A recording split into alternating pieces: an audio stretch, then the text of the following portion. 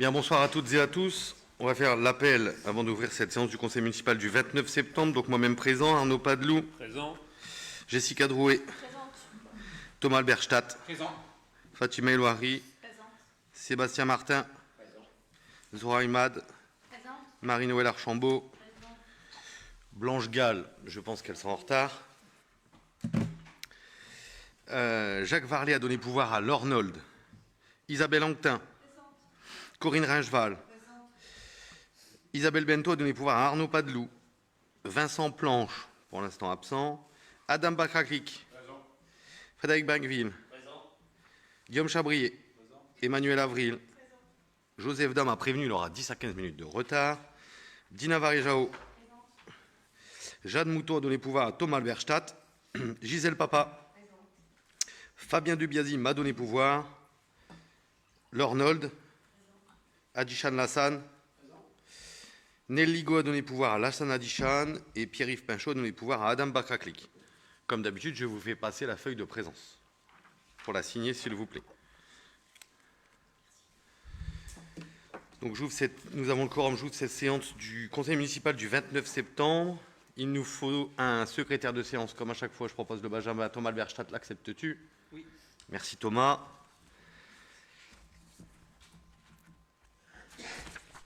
Vous avez en point d'information les décisions du maire. Et je vous donne aussi un point d'information supplémentaire. Ah, Vincent Planche est arrivé, donc tu es là, Vincent. Donc tu pourras signer la feuille de présence, s'il te plaît. En plus des décisions du maire, je vous donne aussi une information qui nous a été relevée par, il me semble que c'est Madame Nold. Vous savez que depuis 2020, tous les conseils municipaux sont filmés et ils étaient archivés sur Facebook. Sauf que Facebook a changé sa politique d'archivage des vidéos et donc nous a imposé, pour ne pas les perdre, de les télécharger. Et donc on a pris la décision, pour qu'elles soient toujours actives, de les mettre sur YouTube. Sauf qu'au dernier conseil municipal, donc ça a été filmé et on a omis de demander à notre prestataire de conserver la vidéo pour la mettre sur YouTube. Donc elle a été supprimée. Donc c'est pourquoi elle n'est pas sur YouTube. Par contre, cette fois-ci, elle sera bien conservée et remise sur notre chaîne YouTube. Des questions sur les points d'information? C'est bon pour tout le monde? Je vous propose de passer au point délibératif. D'abord, nous devons adopter le procès-verbal de la séance du 30 juin. Des questions sur ce procès-verbal? Je mets aux voix ce procès-verbal. Qui est contre? Qui s'abstient? Unanimité, je vous remercie. Ensuite, il s'agit d'adopter la convention d'objectifs de financement pour le relais petite enfance avec la CAF pour 2025-2028. Je laisse Madame Elouari rapporter ce point. Oui, merci Monsieur le maire. Bonsoir à tous. Par délibération en juin dernier, le Conseil a été saisi pour la signature de conventions d'objectifs et de financement des services enfance-jeunesse déployés sur la commune grâce au soutien de la Caisse d'allocation familiale des Yvelines. Il s'avère que le relais petite enfance bénéficie d'une convention spécifique qui était en cours de rédaction car disposant de missions renforcées. La convention présentée au Conseil prend effet donc à partir du 1er janvier 2025 pour une durée de 4 ans. Elle définit le cadre dans lequel le service doit être déployé, ainsi que le mode de financement octroyé par la CAF. Elle s'inscrit dans la continuité de la convention couvrant la période précédente. Alors, lors de la commission du 18 septembre, M. Adichan a interrogé sur les montants de la convention, les montants versés par la CAF. Donc, je vais vous répondre aujourd'hui. Alors, en 2024, la commune a reçu un total de 141 300 euros 13 de la CAF, dont 9 196,36 euros au titre de l'UJM et 62 831,35 euros spécifiquement pour le relais petite enfance. C'est bon pour vous, Monsieur Adichan? Merci. Aussi, considérant la nécessité d'approuver cette convention d'objectifs et de financement à la caisse de la Caisse d'allocation familiale, on continue à percevoir les financements proposés par cet organisme. Il est proposé aux membres du Conseil, article unique, d'approuver la convention d'objectifs et de financement 2025-2028 relatif au relais petite enfance et à autoriser Monsieur le maire à la signer et à en suivre l'exécution. Ah, Madame Gall vient d'arriver. Elle est donc en retard, mais pas tant que ça. Elle va donc pouvoir participer au vote du point numéro 2. Donc, installe-toi, Blanche.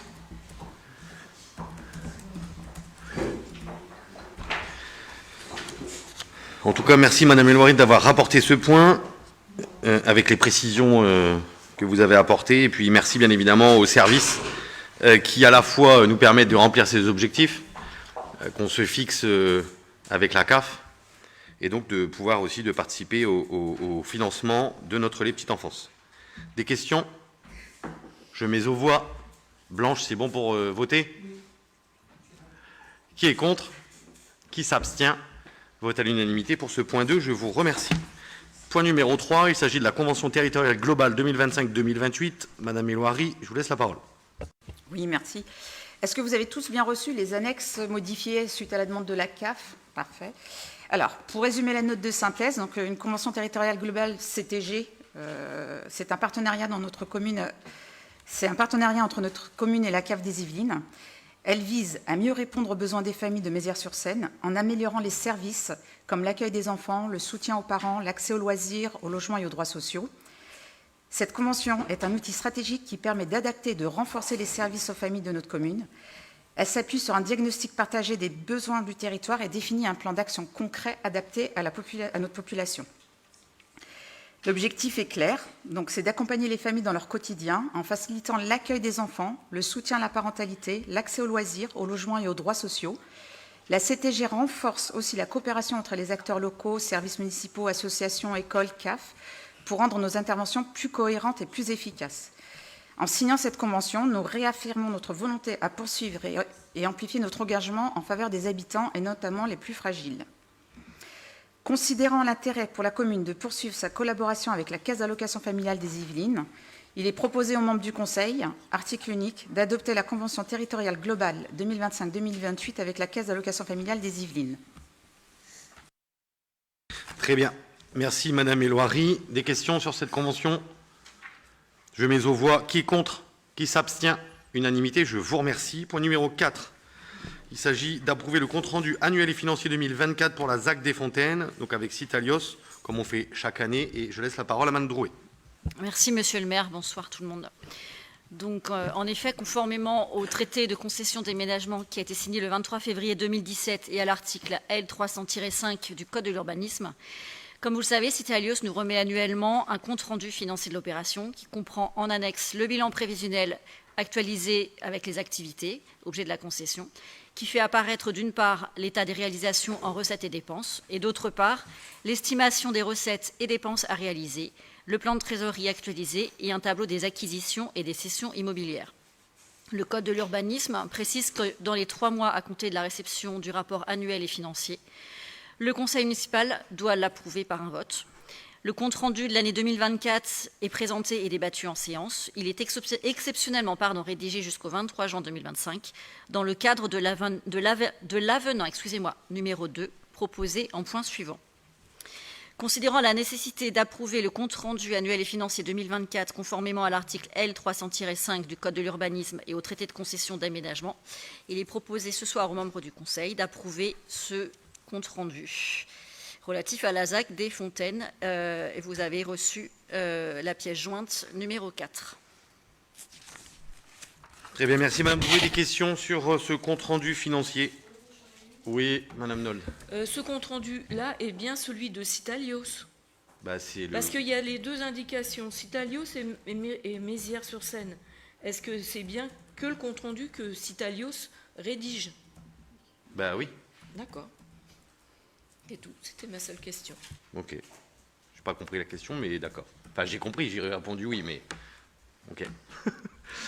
Bien, je mets aux voix cette approbation du compte-rendu annuel et financier 2024 pour la ZAC des Fontaines. Qui est contre? Qui s'abstient? Unanimité, je vous remercie. Un point qui en découle, il s'agit de l'avenant numéro 2 au traité de concession de Citalios pour la ZAC des Fontaines. Madame... Je peux le rapporter? Ah oui, c'était marqué moi, mais je te laisse. Oui, alors on continue. Allez. Donc, la ville de Mézières a confié à Citalios l'aménagement de la ZAC, comme vous le savez. Ce contrat fait l'objet d'un avenant numéro 1 signé en 2021, dont l'objet est de modifier la constructibilité liée à la phase 1, le périmètre des phases 1 et 2 à la rémunération de l'aménageur. Depuis cette date, l'opération d'aménagement nécessite les évolutions suivantes. Donc, il y a une modification de la répartition de la participation aux équipements. À la demande de la ville, la réalisation de 200 mètres carrés d'équipements publics est reportée dans la phase 2, ce qui a pour conséquence l'étalement proportionnel de la participation à verser à la ville par Citalios au titre des équipements publics. Donc, ce qui était initialement prévu, comme vous savez, c'était 500 mètres carrés d'équipement public qui devait être réalisé en phase 1, induisant une participation de l'aménageur de 720 000 €. La modification souhaitée est dans la phase 1, 300 mètres carrés réalisés, participation de l'aménageur 432 000 €, et phase 2, 200 mètres carrés réalisés, participation de l'aménageur 288 000 €. La modification de la durée du contrat. L'opération nécessite une autorisation environnementale unique qui regroupe une demande d'autorisation au titre de la loi sur l'eau, qui comprend l'avis d'un hydrogéologue agréé par l'Agence régionale de santé, d'une demande de défrichement et d'une demande de dérogation pour les espèces protégées, afin de tenir compte de l'allongement important des délais qui sont liés à ladite procédure et de la prise en compte des demandes qui en résultent. Une prolongation de la phase 1 de 4 ans est rendue nécessaire. On a donc une modification de la rémunération aménageur de la phase 1. La prolongation du contrat entraîne un allongement de la rémunération aménageur sur 4 ans, sur la base de la rémunération actuellement appliquée, c'est-à-dire de 63 953,82 € par an, soit 255 815,28 €. Ces modifications apportées au contrat de concession s'inscrivent donc dans le cadre des modifications permises en application de l'article 37 du traité de concession d'aménagement et des dispositions de l'article L.3135-1 et R.3135-1 et suivant du Code de la commande publique. L'avenant numéro 2 organise principalement une modification de la participation aux équipements par phase et de la durée du contrat, avec une adaptation en conséquence des modalités de rémunération de l'aménageur. Il est proposé aux membres du Conseil ce soir d'approuver l'avenant numéro 2 au traité de concession d'aménagement conclu avec l'ASEM Citalios pour le projet de la ZAC des Fontaines et d'autoriser Monsieur le maire à la signer et à en suivre l'exécution. Donc vous avez eu plusieurs pièces jointes et avenants. Merci Madame Drouet, des questions? Oui, allez-y. Pourquoi on doit payer cette rémunération à l'aménageur de 63 953,82 € par an? Tu réponds, Pour la prolongation. En fait, tous les ans, déjà avant, c'est ce qui est écrit dans l'avenant, tous les ans, l'aménageur, il y a des gens qui travaillent pour l'aménagement de la ZAC des Fontaines. Et donc, tous les ans, dans le bilan financier, ils ont 63 000 € pour payer les salaires des agents qui travaillent pour la ZAC des Fontaines. Et donc, comme on repousse de 4 ans, la ZAC des Fontaines, sur la phase 1, ils continuent à avoir une rémunération de 63 000 € par an. C'est aussi simple que ça. D'accord. Mais c'est bien la commune qui... Ah non, c'est pas la commune qui paye.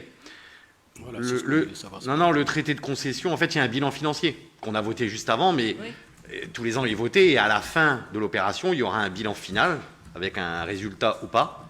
Et dans la concession, dans ce qu'on a signé, alors c'est pas nous qui l'avons signé, c'est l'ancienne équipe, c'est bien écrit que s'il y a un résultat, si une fois, parce que l'aménageur, il fait quoi? L'aménageur, il aménage, il paye les équipements publics, d'où l'avenant, il paye les voiries, mais il vend à des promoteurs le droit à construire. À la fin de l'opération, s'il y a un résultat, il est partagé entre la commune et l'aménageur. Mais pendant tout ce temps, il y a des gens qui travaillent, et donc, c'est de l'argent un peu factice, entre guillemets, mais dans le bilan de l'opération, tous les ans, l'aménageur se paye 63 000 € par an. Là, ce n'est pas la commune qui va débourser sur les 4 ans. C'était ça ma question. Non. D'accord. Parce que là, et pourquoi ça va demander c'était prévu 1 an pour les délais d'avoir les autorisations environnementales, et là, ça va mettre 4 ans. Il faut 4 ans pour avoir non, en fait, ça a mis... autorisations. Là, on arrive au bout, mais on a pris beaucoup de retard, parce que, comme vous le savez, suite aux inondations qu'il y a eu au Fossé Ramé, on a demandé une étude globale sur la commune, sur les eaux de ruissellement, parce qu'on n'a pas demandé que le Fossé Ramé, on savait qu'il y avait des soucis à la Rubeille, et on imaginait potentiellement qu'un jour il puisse y avoir des soucis dans la ZAC des Fontaines. Et donc, les élus ont demandé une étude globale au SMSO sur toute la commune. Donc, Fossé Ramé, on a eu ce qu'il y a eu, Rubeille, on a eu ce qu'il y a eu, et on s'est rendu compte que les études d'impact qui avaient été faites par l'aménageur initialement, dans l'ancien mandat, n'étaient pas suffisants, et que sur une pluie cinquantennale, les gens auraient eu les pieds dans l'eau. Et donc, on a dû retravailler avec les services de l'État, ainsi qu'avec l'aménageur, un redimensionnement et une gestion plus appropriée des eaux de source, des eaux de ruissellement, etc. Donc on a repris tout à zéro sur les enquêtes, loi sur l'eau, etc. C'est ce qui est marqué dedans. Donc là, on arrive au bout, l'hydrogéologue est passé, On attend l'accord du préfet pour pouvoir démarrer les travaux, entre guillemets, puisque une fois qu'on a l'accord du préfet, il y aura enquête publique et il y aura le passage des archéologues. Donc, de vous à moi, il ne va rien se passer encore pendant 1 an. Tant qu'il y a encore des études archéologiques, etc., on n'est pas à l'abri, puis d'après les archéologues, ils sont en recherche d'un cimetière mérovingien, donc on ne sait pas. Donc aujourd'hui, on arrive en fin de concession, donc c'est normal qu'on fasse un avenant et qu'on repousse de 4 ans sur la phase 1. Voilà. D'accord. Ai-je bien répondu à toutes vos questions ? Je mets aux voix cette délibération. Qui est contre ? Qui s'abstient ? Unanimité, je vous remercie. Point numéro 6, il s'agit d'une convention de partenariat 2026 pour la tenue d'un restaurant éphémère avec différents. Je laisse Monsieur Martin rapporter ce point hautement stratégique. Bonsoir, merci beaucoup Monsieur le maire. Donc dans le cadre de notre relation avec ce restaurateur qui est déjà intervenu l'année dernière sur notre commune, le restaurateur différent propose un concept innovant couplant un service de proximité et de l'événementiel. Un restaurant installé pour quelques soirées uniques. Il viendra 2 fois sur 2 week-ends. La municipalité souhaite renouveler pour l'année 2026 la proposition à ses administrés, la possibilité de bénéficier de ce concept de manière exceptionnelle. En effet, la commune ne dispose d'aucun restaurant sur son territoire. Aussi, cette initiative ne portera pas atteinte à une éventuelle concurrence. Cet événement s'inscrit dans le cadre de la politique culturelle et sociale de la municipalité, qui vise notamment à rompre l'isolement de ses administrés et à encourager le vivre ensemble. Une convention est donc proposée aux membres du Conseil définissant les engagements de chaque partie. Aussi, vu l'article L.2121-29 du Code général des collectivités territoriales, vu le projet de convention 2026 avec le restaurateur différent, vu l'avis de la commission événementielle, vie associative, sport, culture et loisirs et commerce du 17 septembre 2025, considérant la volonté municipale de proposer aux administrés un restaurant éphémère sur 2 week-ends de l'année 2026, il est proposé aux membres du Conseil, article unique, d'approuver la convention avec le restaurateur différent en vue de la réalisation de 2 week-ends de restaurants éphémères au sein de la salle municipale en 2026. Pièce annexe numéro 6, convention avec le restaurateur différent. Merci Monsieur Martin. Bon, c'est une convention qu'on connaît, vu que l'année dernière, on l'a déjà eu. Des questions ? C'est la salle arc-en-ciel. Bah oui, c'est déjà ce qu'ils avaient eu l'année dernière et ça a très bien marché. Les habitants ont fait un bon retour, c'était plein à chaque date.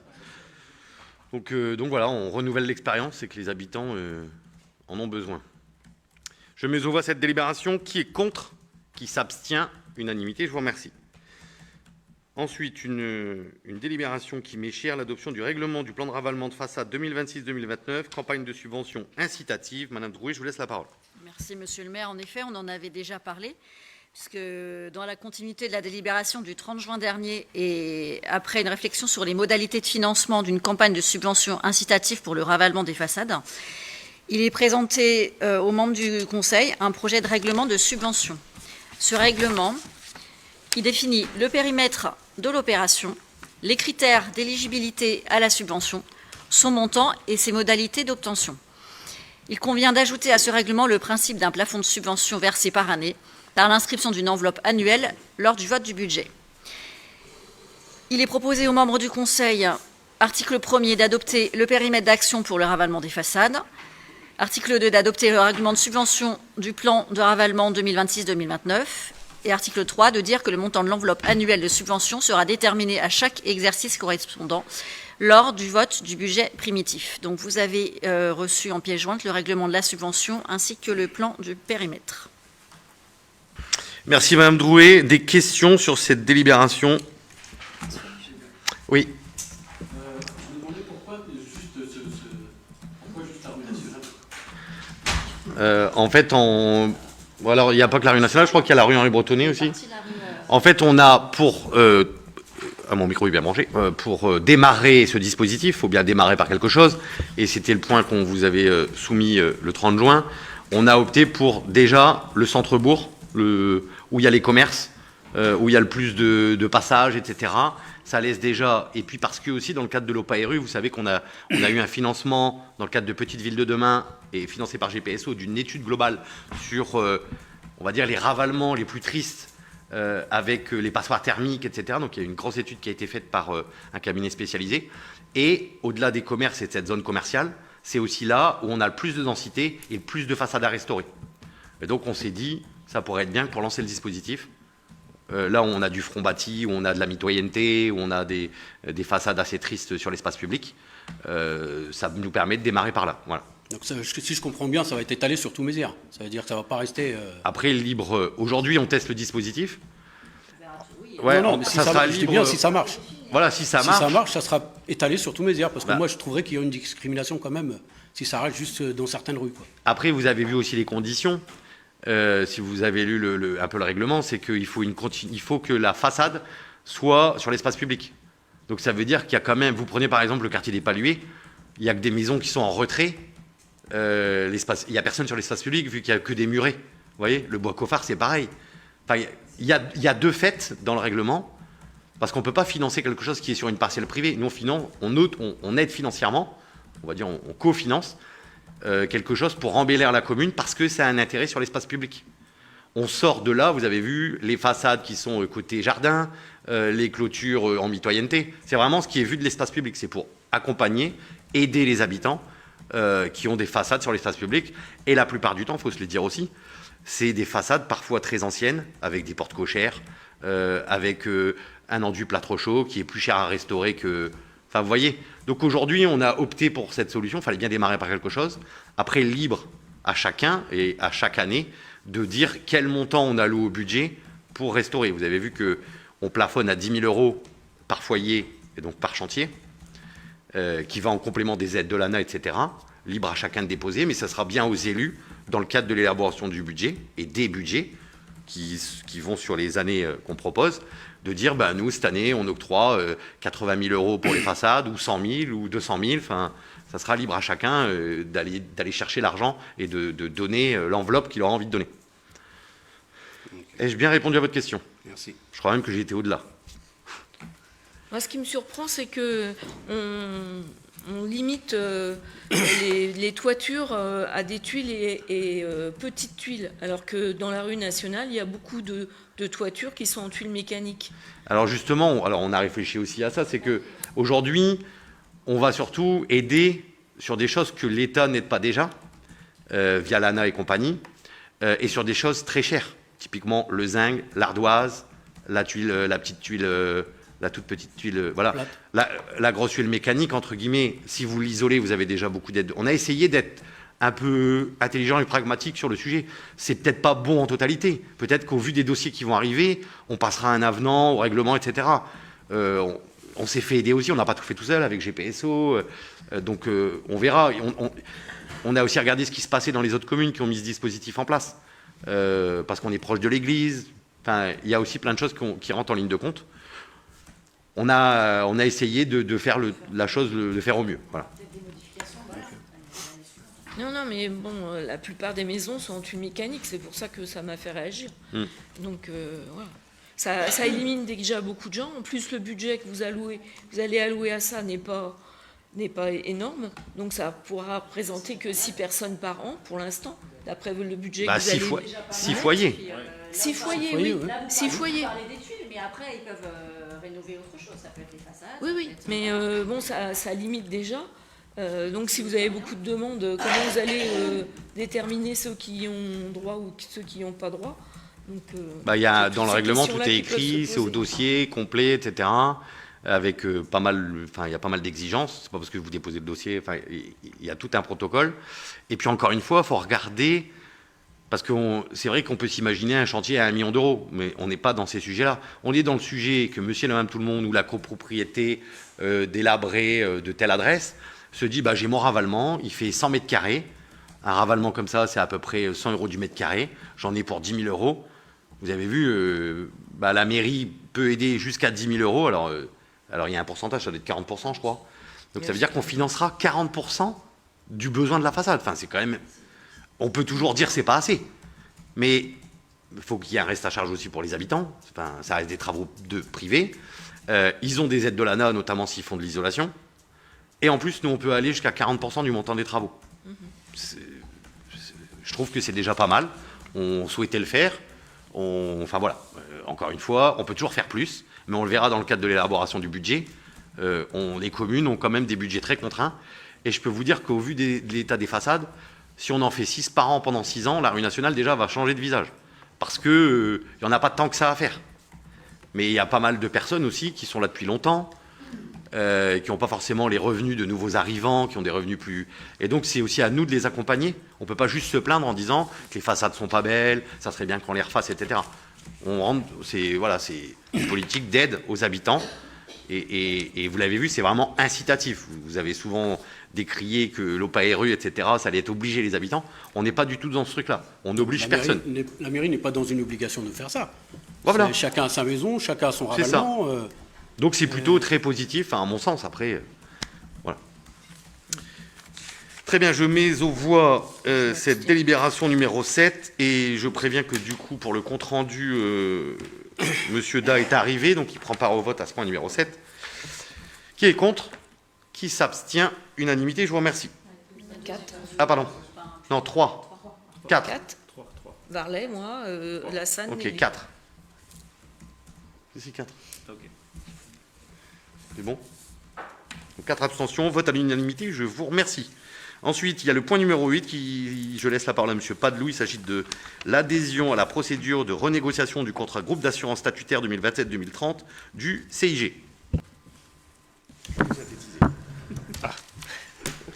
Merci, monsieur le maire.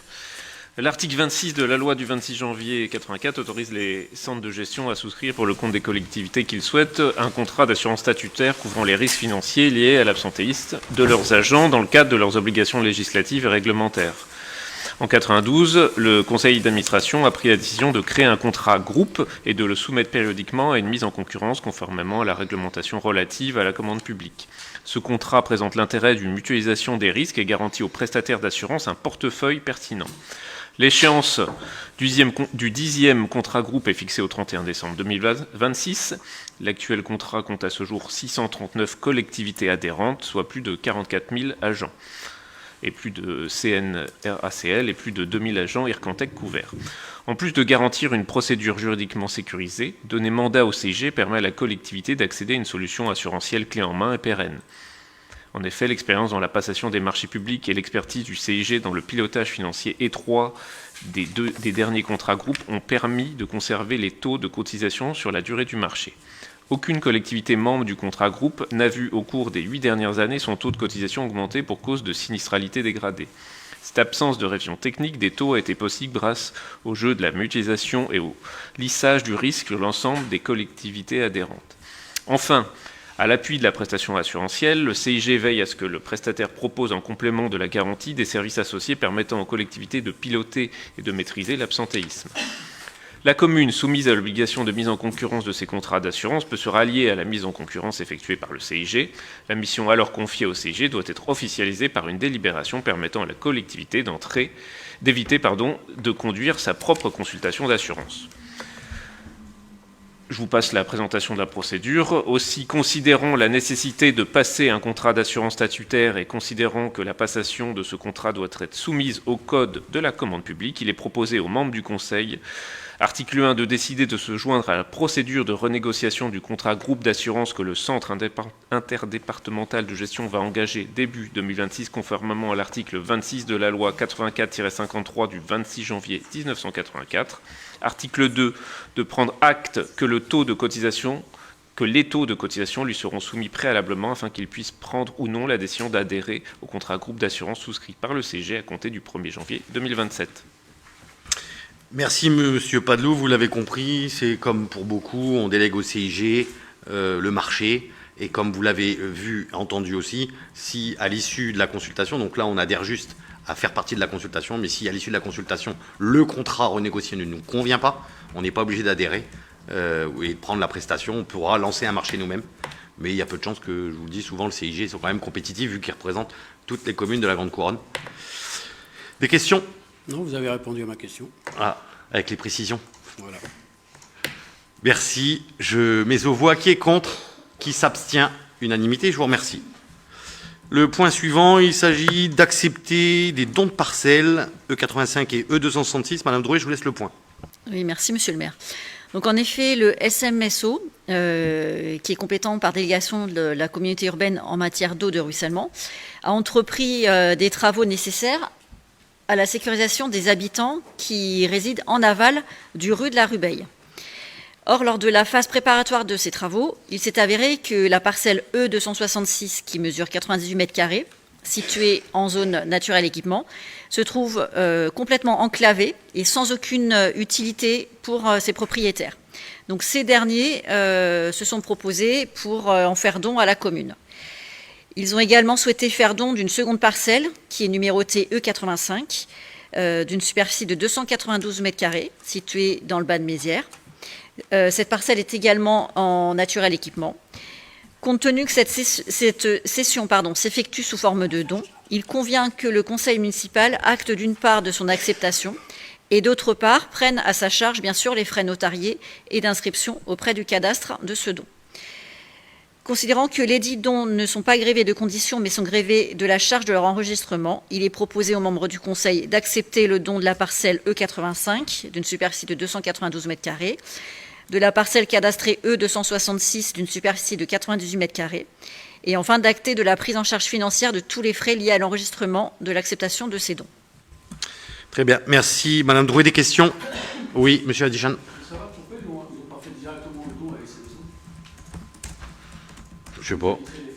Moi, je n'ai pas la réponse. Après, le SMSO, ils sont...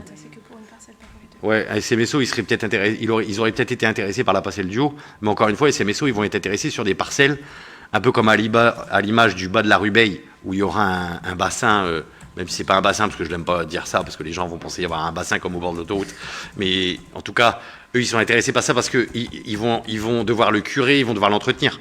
Là où ces parcelles-là, c'est juste un point de passage de l'eau, le SMSO, ils s'en fichent de ça. Ils en ont eu besoin pour passer, en tout cas parce qu'ils ont fait des travaux. Vous avez vu, on a posé des gabions, ils ont juste fait des travaux pour que ça ne bouge plus. Mais du coup, ils passent sur les parcelles des gens et les gens nous ont dit franchement, ces parcelles-là, nous, on s'en fiche. Le SMSO, ils n'en veulent pas, encore moins celle du bas qui fait 292 mètres carrés. Du coup, on vous les donne. Voilà. Donc. Non, mais je disais ça parce qu'ils ont racheté tous les morceaux de terrain derrière chez moi. Voilà, mais ça, par contre, c'est normal parce que c'est pour faire un bassin. On pouvait éviter les frais. Ouais. Mais là, c'est pour faire un bassin, donc c'est différent. Le bassin, il est à eux. L'intégralité du bassin sera à eux. Mais donc, je le dis pour ceux qui nous regardent, ce ne sera pas un bassin comme au bord de l'autoroute bétonné. Ce sera juste, aujourd'hui, c'est un bassin. Enfin, aujourd'hui, c'est déjà une surface qui est enherbée. Demain, ils vont juste creuser encore 80 cm à peu près. Et ils vont enherber, poser 3 bancs. Et j'ai demandé à ce qu'ils posent des fruitiers le long de la départementale pour que ce soit tout le long de l'année quelque chose de vert et d'agréable.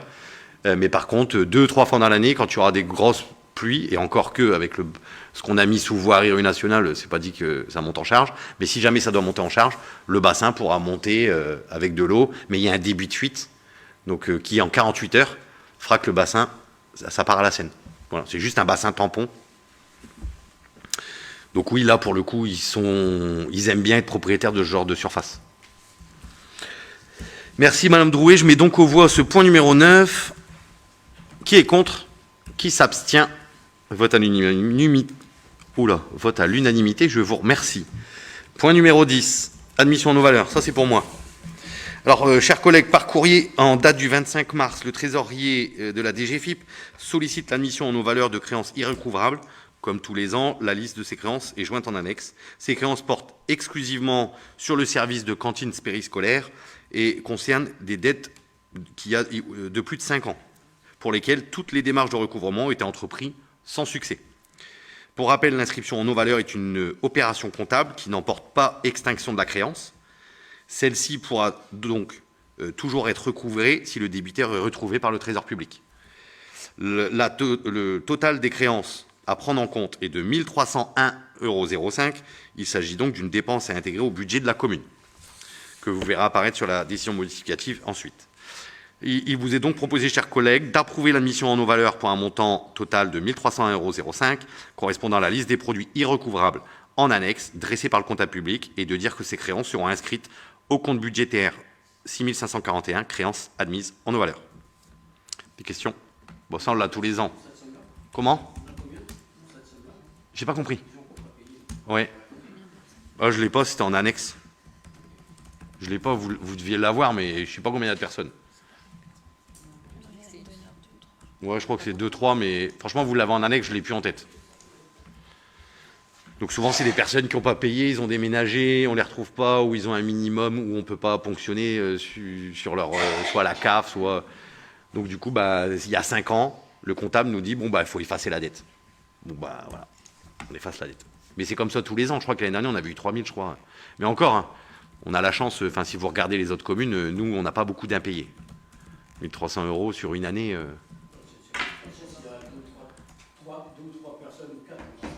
Ouais. Ah oui, ça... Ouais. Bien, je mets aux voix cette délibération. Qui est contre? Qui s'abstient? Vote à l'unanimité, je vous remercie. Point numéro 11, il s'agit de la première modification de budget pour l'année 2025. Chers collègues, il vous est donc proposé d'adopter la décision modificative numéro 1 pour l'année 2025 qui permet les mouvements suivants. En section de fonctionnement, la régularisation annuelle des dotations sur provision, donc en dépenses et en recettes, suite à la transmission de l'État 2025 par la trésorerie. L'inscription de l'acceptation des non-valeurs adoptées au point précédent et un versement supplémentaire de la subvention au profit du CCS équilibré grâce à un virement de section. Donc on accorde 20 000 € de plus au CCS et on prend l'argent en investissement. Et enfin, en section d'investissement, on vous propose donc la réduction du virement de section pour l'opération 117, donc les fameux 20 000 €, et l'ajout de 18 000 € sur l'opération Arc-en-Ciel, puisque nous souhaitons installer une échelle à crinoline, donc là c'est très technique, et la mise en place de protection des skidomes pour sécuriser les interventions d'entretien du toit plat et de la centrale de traitement de l'air. Parce qu'aujourd'hui, on a un CST avec un... je ne sais plus comment, l'équivalent d'un CHSCT, enfin un agent qui a été élu pour aller vérifier sur site les besoins en sécurité. Et on s'est aperçu que sur la salle Arc-en-Ciel, quand nos agents montaient sur le toit, ce depuis des années, la sécurité n'était pas terrible. Et donc, on a besoin de cet investissement de 18 000 € pour mettre les agents de sécurité sur le toit de la salle Arc-en-Ciel. Voilà.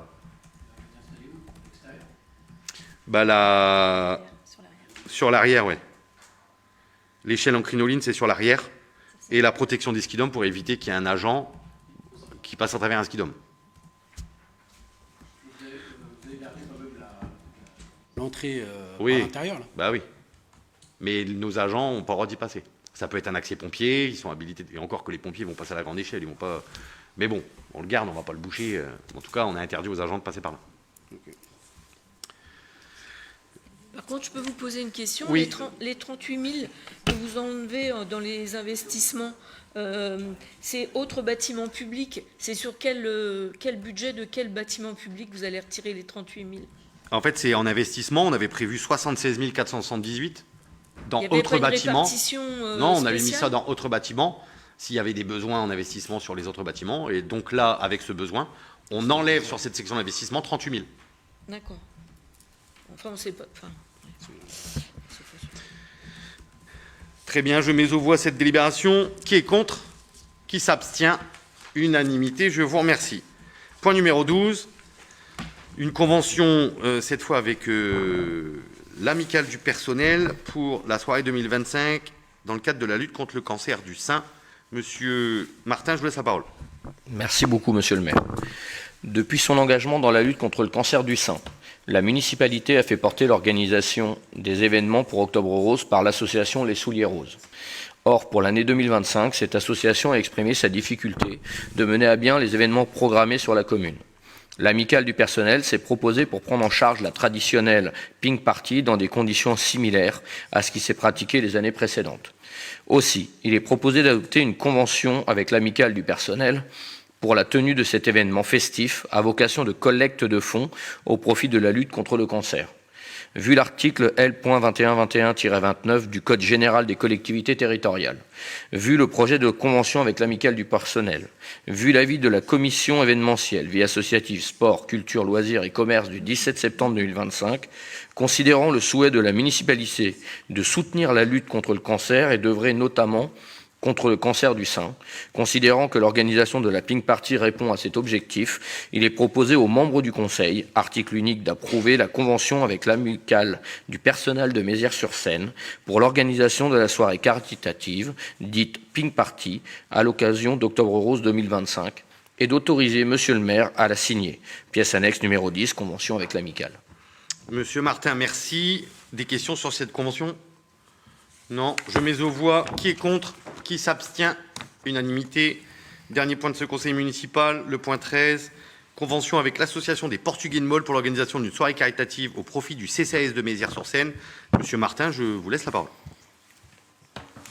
Dans la continuité de l'appel aux dons qui a été diffusé dans le magazine municipal, il a semblé opportun d'organiser une soirée de collecte de fonds au profit du CCAS. Cette soirée aura lieu le samedi 25 octobre prochain, portée par l'Association des Portugais de Môle. Une convention a été rédigée pour définir les conditions de mise à disposition de la salle en contrepartie de cette collecte de fonds. Elle est soumise aux membres du Conseil. Aussi, vu l'article L.2121-29 du Code général des collectivités territoriales, vu le projet de convention avec l'Association des Portugais de Môle, vu l'avis de la commission événementielle, vie associative, sport, culture, loisirs et commerce du 17 septembre 2025, considérant que la soirée portée par l'Association des Portugais, il est proposé aux membres du Conseil, article unique, d'approuver la convention avec l'Association des Portugais de Môle pour l'organisation d'une soirée caritative au profit du CCAS, et d'autoriser Monsieur le maire à la signer. Pièce annexe numéro 11, convention avec l'Association des Portugais de Môle. Merci, Monsieur Martin. Des questions? Je mets aux voix. Qui est contre? Qui s'abstient? Vote à l'unanimité. Je vous remercie. Je n'ai pas reçu de questions orales. Avant de clôturer la séance, bien évidemment, je vous invite fortement à venir, comme tous les ans, à la Pink Party, dans le cadre d'Octobre Rose et du cancer du sein. Je sais que l'amicale du personnel va bien organiser cette soirée et c'est quelque chose qui nous tient à cœur depuis 2020. Et puis, sur la soirée des Portugais, c'est aussi au profit, cette fois-ci, du CCAS. L'entrée est à 10 €, donc j'invite tous les habitants. Il y aura de la musique portugaise, bien évidemment. Et puis, je crois qu'ils font des choses en manche debout avec un petit apéritif. L'entrée est à 10 €. Pour passer une bonne soirée, c'est pas cher. Et l'intégralité des 10 € iront au CCAS. Donc si on est 100 personnes, ça fait 1 000 € CCAS.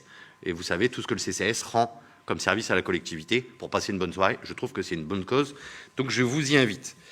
Je voulais vous faire un petit point rapide sur l'église, même si vous allez être déçus de ce point. Pendant l'été, on a fait une consultation pour, je vous l'avais dit, et d'ailleurs on a fait un tract d'information à tous les habitants pour expliquer où nous en étions. Et donc, durant l'été, on a lancé un marché pour avoir une étude de sol et une étude de structure, pour savoir ce qui s'est passé et, suite à l'étude, savoir ce qu'on va devoir réaliser pour absorber le souci. Il s'avère qu'il n'y a qu'une entreprise qui a répondu, je ne cite pas son nom puisque nous sommes en conseil municipal public, et elle n'a pas répondu en totalité de ce qu'on a demandé. On attend toujours l'étude de sol. On a l'étude de structure, avec plus ou moins des choses à l'intérieur qui nous conviennent, mais on n'a pas l'étude de sol. Donc, on a relancé et on attend, parce que vous savez que sur un édifice classé, comme une église qui date du Moyen-Âge, des bureaux d'études qui font des études de structure ou des études de sol, ça ne court pas les rues. Ce n'est pas une G2 comme on fait pour faire une maison individuelle. Et en complément, on a, parce que j'ai quand même peur, je passe souvent à l'église et je peux un peu rassurer tout le monde, pour l'instant, je n'ai vu aucune évolution dans les fissures qui sont apparues et qui ont, puisque tout le plâtre qu'on a mis dans les fissures n'ont pas bougé. Mais quand même, pour nous rassurer, on a contacté une société spécialisée dans les capteurs. Vous savez que sur les fissures, on peut mettre des jauges qu'on appelle Seignac pour évaluer les fissures. Et il y a une société qui existe, spécialisée dans les ouvrages d'art, etc., et qui pose des capteurs électroniques qui, au micron près, tous les mois, peuvent nous faire une évolution pour savoir si ça bouge. Donc, normalement, il vient d'installer, Thomas, je parle sous ton contrôle, le 15 octobre, je crois, ou c'est ça. Ils viennent installer les capteurs connectés. Ils vont mettre ça sur 2 fissures. Donc, c'est un investissement, on les a achetés. Parce qu'on pense que ça va durer un peu, mais ça pourra, en complément des études de sol et de structure, nous alerter sur une application, et on aura tous les trimestres On verra ce qui se passe suivant la température extérieure, l'hygrométrie, si ça bouge. Voilà. Donc pour l'instant, on ne la rouvre pas, elle reste telle qu'elle. Peut-être que le dispositif de sécurité il sera peut-être réduit, on verra. Mais en tout cas, pour l'instant, c'est compliqué. Sur les manifestations, le 2 octobre, vous avez noté, puisque vous suivez les réseaux sociaux et le site de la commune, qu'il y a la rentrée littéraire, et je sais qu'il y a beaucoup de monde à la bibliothèque pour cette rentrée littéraire. Le 3 octobre, nous convions les chefs d'entreprise de Mézières à un meeting professionnel en présence du président de la Chambre de commerce et le président de la Chambre de métier. Donc s'il y a des entrepreneurs méziérois qui nous regardent, n'hésitez pas à vous inscrire, il reste de la place, c'est bientôt, c'est vendredi. Le 5 octobre, je vous invite tous forcément à 8h30 ou 9h30 pour ceux qui font comme moi les 5 km, mais 8h30 pour les plus courageux qui font les 10. Je vous dis pourquoi je fais les 5, c'est pas parce que je ne suis pas courageux, mais parce que comme ça je suis là à 8h30 pour accueillir ceux qui font les 10, mais je fais quand même les 5 avec ceux qui arrivent à 9h30. Comme ça j'arrive en même temps que tout le monde. En tout cas, la marche solidaire pour Octobre Rose, vous êtes bien évidemment conviés le dimanche 5 octobre. En plus de cette marche, on a la chance d'avoir Sophie Béboulaine qui nous fait l'échauffement, ça permet de... Voilà. Et puis, on a Philharmonie qui, à la fin de la marche, avant qu'on puisse prendre l'apéritif tous ensemble, vous l'avez vu, il y a une chorégraphie qui est sur les réseaux sociaux. On fait un flash mob tous ensemble après la marche. Du 6 au 10 octobre, comme tous les ans maintenant, c'est de coutume, il y a la semaine bleue pour nos anciens. Donc, il y a plusieurs ateliers, yoga, marche, café littéraire, atelier céramique, une dictée intergénérationnelle. Donc tout ça, ça se passe sur Mézières. Le 11 octobre, il y a un café des parents au relais petite enfance. Et à 19h30, la ping party. Le 14 octobre, il y a un atelier à Salar-Crossiel pour comment préparer sa retraite. Le 25 octobre, de 15h à 18h, il y a des portes ouvertes au centre de loisirs, comme on fait chaque année. Le soir, à 20h, soirée portugaise. Et enfin, le 31 octobre, comme tous les ans, Halloween, à l'espace Jeunes Méziérois. Donc je vous remercie toutes et tous. Je voudrais vous poser une question. Vous avez parlé de l'église, mais la côte de Chauffour, où ça en est? Ça démarre le 14 octobre. C'est bien ça, Thomas? Non, on avait dit le 20, mais ils sont venus nous voir, ils ont avancé d'une semaine parce qu'en fait, ils voulaient démarrer le 20 pour faire ça pendant les vacances scolaires. Sauf que la société a dit que 2 semaines, c'était ambitieux. Donc, ils commencent le 14 octobre pour finir à la rentrée. Donc, on aura des petits... On a prévenu, je crois, les sociétés de bus. Ils risquent d'avoir des mouvements, notamment... pour les enfants qui prennent rue de Chauffour au milieu, vers le 100, le bus, je pense que ça va se passer rue des Ligneux. Enfin bref, en tout cas, il y a une communication qui va être faite. Je crois, Thomas, on a prévu un flyer qu'on va déposer dans les boîtes aux lettres de tous les habitants de rue de Chauffour, comme à chaque fois, quand il se passe des travaux. Donc ça a été vu avec le département. En tout cas, voilà, ça démarre le 14 octobre. 3 semaines de travaux. Très bien, je vous remercie. Le conseil municipal de ce 29 septembre est clos.